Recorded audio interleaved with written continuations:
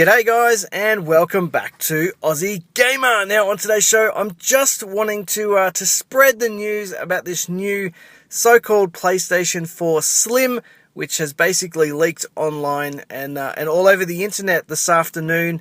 And as you can see here, it looks okay. Look, nothing amazing. I've got to say it's probably a little bit disappointing, and certainly doesn't look as good as the original PlayStation 4. So, you know, that was definitely a sharper, sleeker, more cutting-edge design.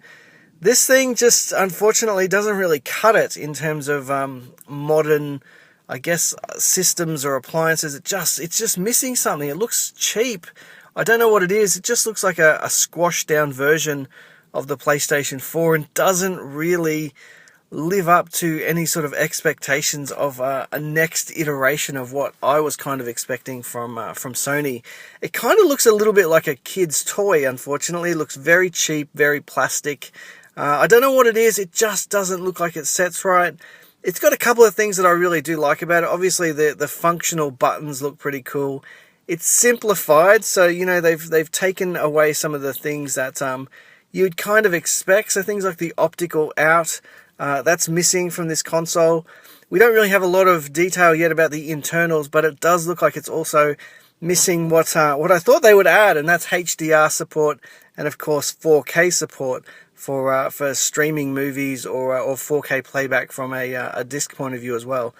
So there you go. Look, that's just, I guess, our first look, or first potential look, if these images aren't fake, of what the PlayStation Slim could look like if it is indeed real. So let me know your thoughts on it in the comment section down below. I'd love to know, look, are you holding out for a PlayStation 4 Slim? If I'm being completely honest, I don't 100% get the point of this model. If it doesn't really add any new features and strips back some stuff that is in the base PlayStation 4 now, I really don't see the point of getting a Slim unless you are absolutely jammed for space. And even though it's a little bit smaller, it's not significantly smaller that you'd really rush out and get it. Because let's face it, the PlayStation 4, the original one, isn't that huge relative to other consoles like the original Xbox One on the market. Now, it'd be very interesting if you're holding out for a PlayStation 4 Slim or an Xbox One S, which one you would go for now that you've got some more details on what each of these consoles can do. You know, is HDR a thing that's really important for you? Is 4K playback really important for you? So again, let me know in the comment section down below. I'd love to get your opinion on what you think about this new PlayStation 4 Slim. Is it worth it? Do you see the point? Obviously, we're going to get some more info about the Neo in the next couple of weeks.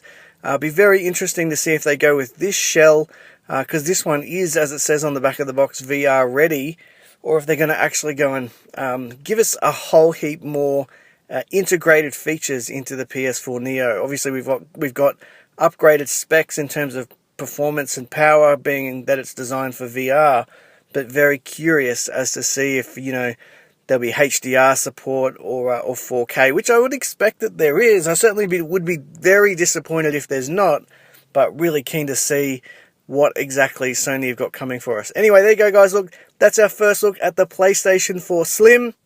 For me, a little bit disappointing, but look, I've got to be honest here. I'm not the biggest PlayStation Sony fan in the world, but if you are, I would really love to know your opinion on it. So there you go, guys. Look, that's it. If you've liked today's video, please remember to hit that like button for me. If you're new to the channel, don't forget to subscribe. And as always, guys, get involved in the conversation via the comment section down below. And I will see you all in the next video.